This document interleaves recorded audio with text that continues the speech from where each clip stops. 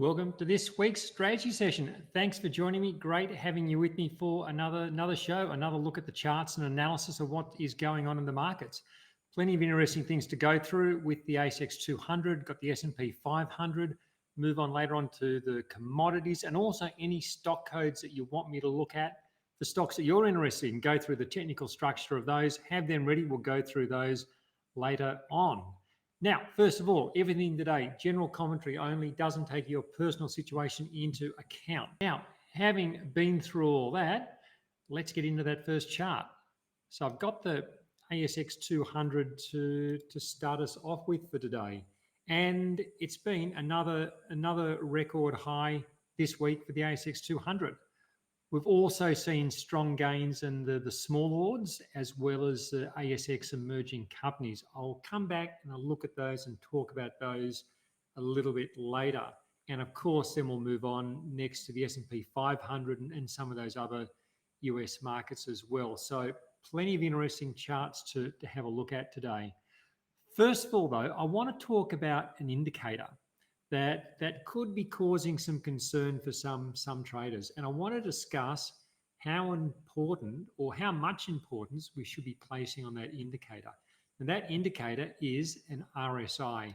Let me just find it in my collection of indicators and assorted things here. Here it is here, the RSI, or what's otherwise called a relative strength index. So what it does, it gives us an idea of the market's strength over a given period. And so this is a 14-day RSI, which I have on the screen. And so this is a popular indicator that many traders use.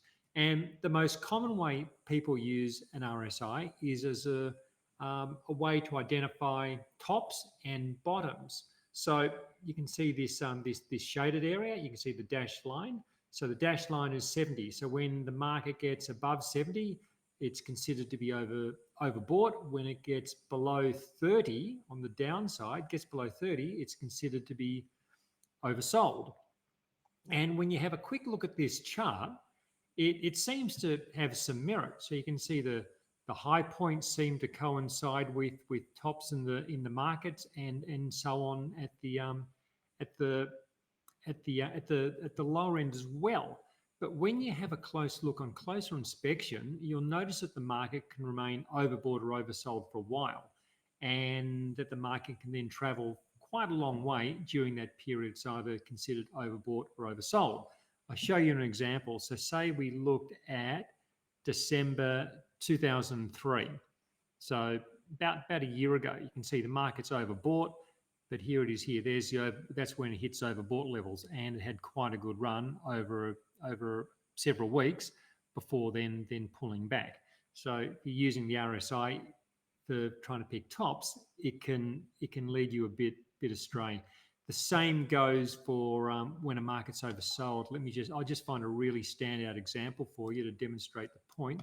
Here's the COVID decline. Look where the market gets oversold. So it's oversold after the initial sell-off, but as I say, an oversold market can get a lot more oversold and travel a lot further. So it can be dangerous just to be using it on its absolute values alone. And another thing to note, when a market's in a bullish phase like it was during 2020 and 2021, it can also be rather unhelpful. So look at this, market's overbought, market doesn't really even pull back. It continues grinding higher, a couple of small pullbacks to the moving averages, again, a couple more overbought readings. And again, they're just pauses in what's an ongoing trend. So this is the thing with the RSI. If you want to stay on large trends, just be careful not to let an RSI worry you out of good stocks. So what's the issue here? Because when we look at the RSI now, well, of course, it's not overbought. It's below this dashed line, below 70%. So that's not a problem.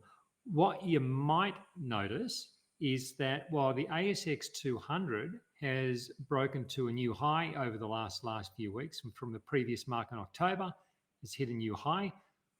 While the ASX 200 has done that, the RSI hasn't. So there's the RSI's previous peak, and it's yet to get above that previous level. So that's called non-confirmation or negative divergence. where you have the RSI not confirming what the market's doing. Now, my favorite use of an RSI is to look for divergence, just like we're talking about now. There is this divergence. Let me just draw it on the chart. Market's going up, RSI is heading down. So that's divergence. I like to look for divergence. I think it can provide some really useful clues when a market is nearing a turning point. But the key, I think, is to know when to use it. I give greater weight to divergence. When a market is stretched above its moving averages. So an example of that was at the start of this year. So look how stretched the market got above these moving averages by late December. Look at the RSI during that period. So while the market was going up, the RSI was giving divergence, and it was stretched above the moving averages, or stretched above the 50-day moving average. So when you get a market that's stretched and you get price divergence, that's when I'll pay attention. I'll then think, look, is that a sign that we're going to get some sort of a pause or some sort of a pullback in the market, or something larger? Is there a larger turning point? That's when I'll consider using the RSI for that type of purpose. But if we go back to the current situation that we have, when we look at this, when we look at the current situation, the ASX 200 is not particularly stretched where it currently is. It's not really stretched above this 50-day moving average at all. So from that perspective, it doesn't meet that criteria that I like to look for, a stretched market with divergence. Yes, there is some divergence here, but I don't think this is a sign of anything ominous. So if you like your RSIs, you like looking for divergence, just think about when you might use it. People like reversal indicators, but all too often they don't play out. It's not just the RSI, it could be MACDs or any number of reversal indicators which people like to use. My preference is to focus on the underlying trend. And at this stage, we have a textbook bullish trend. Let me just take that RSI off. At this stage, we've got this textbook bullish trend in place. Looking at the 50-day, looking at the 100-day moving average, they're both rising. Prices above the moving averages. So that's what we'd call a structurally bullish market. When you're analyzing a market or you're analyzing a stock, I think it's best, I think it's best to keep it simple. And that means minimizing the use of indicators as much as possible. Sure, there's nothing wrong with looking at a couple of indicators like moving averages. They're an indicator. I am using an indicator. But all too often I see people with charts and indicators everywhere. So this whole bottom section might have 3 or 4 indicators. They might have 6 moving averages. And it just really, I think it just clutters and complicates the whole process, leads to conflicting signals, leads to inconsistency in your decision making, and just makes the whole thing a whole lot harder than it has to be. So as things stand, I think this trend remains our friend, and we should put the RSI to the side for the moment, unless things develop and there's cause to go to it. But at the moment, I think, that trend is to the upside. I think the way to play this is maintain exposure to the market. And as I say, this remains a bullish market until the price action tells us otherwise. I think the odds here continue to favour upside. I'm actively looking for buying opportunities. And I'll show you a couple of stocks that I like to look at a bit later. There's always going to be pauses, and we've had many pauses over the course of this year. Always going to be these pauses, and as I've recently been saying, I actually thought there could have been a pause in the last couple of weeks. That hasn't eventuated. The markets continue to push higher. I'm happy to go with the momentum, and when the pullbacks do occur, I've got my wide trailing stop to try and see them off. Just like the many pullbacks that we've seen throughout the course of this year, the pullbacks, the consolidations, it's all part of a rising market. So if we get consolidation, fine, wide trailing stop to try and see it off. Otherwise, I think the play here is go with that trend. Now, if you're getting some value from this, please hit that like button. Please leave a short comment. Just shows YouTube you're watching, you're engaging. YouTube shows other people, helps me heaps. Please do that. Now let's jump over to the US market, and then we've got the small caps and the commodities and your stocks and any other questions you might have.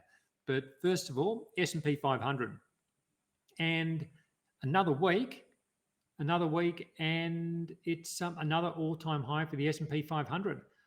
I know the temptation here for a lot of people in these situations is to look for a top, but at this stage, just like I was saying with the ASX 200, there's nothing here that indicates to me that this trend is close to ending.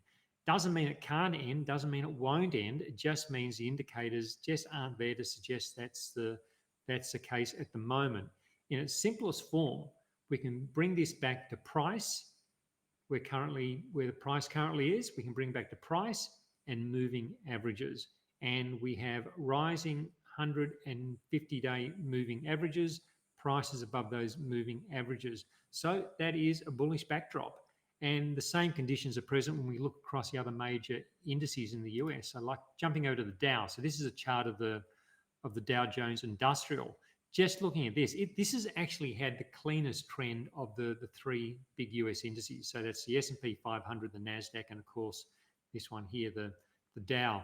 Had this mid-year consolidation that followed the strong rally of last October last year's low, big rally, consolidation in the mid-year, and then that brought the market back into the moving averages. And then since then, we've had this series of rising lows. You can see the rising lows taking the market higher.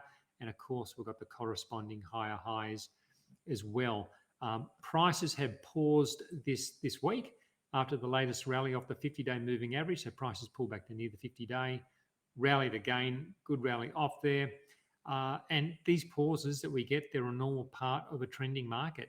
And even bigger pauses and pullbacks, they're all normal parts of trending markets. So we shouldn't be surprised when they occur, and we should expect them to occur periodically within a trend.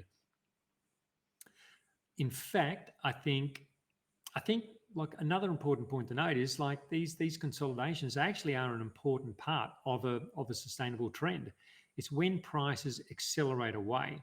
So you get an upward trend, and rather than pausing, it just accelerates upwards.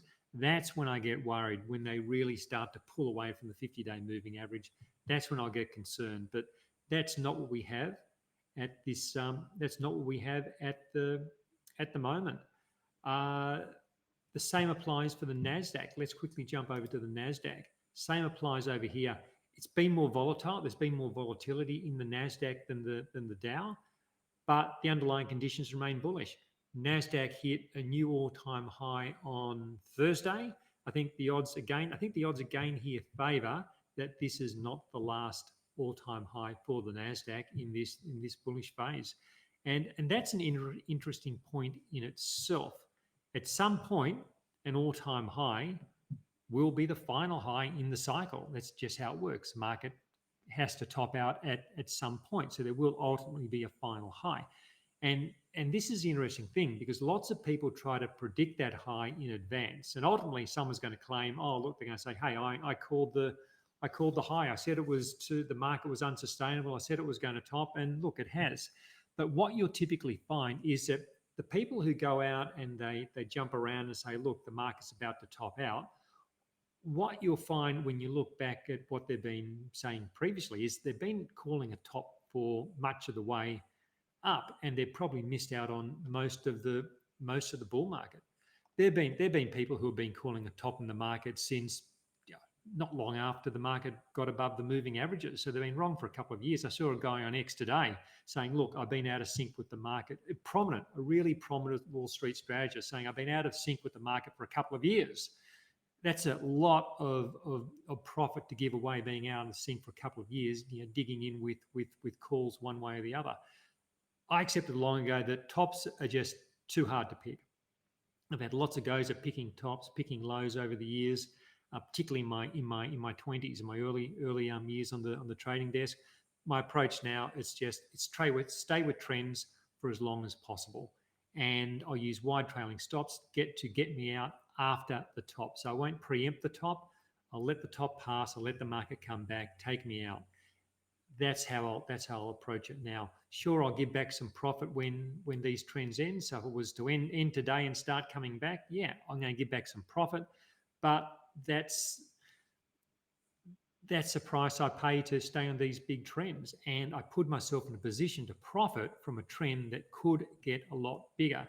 That's been the way this could have been played for the last couple of years, putting yourself into a position to a trend that could get a lot bigger. I find that the big money is made by being optimistic that a trend will extend rather than being pessimistic that it's nearing an end. So that's I think that's the way we play this current advance in the market. Now I'm going to jump over to the small caps next. I'm going to look at the US small caps, then the Aussie small caps, the commodities, stocks you want me to look at. Ready for those as well. But that wraps up the free section. So if you're not a strategy session member, there's a link below. Click that. Come on in. Of course, you won't be able to do the Q&A for this week, but going forward, you will. Cost very little money, and I think you get a whole heap of value for the small contribution it makes to put all this together and put the show on. All right. Having said that, let's jump over and start with the Russell 2000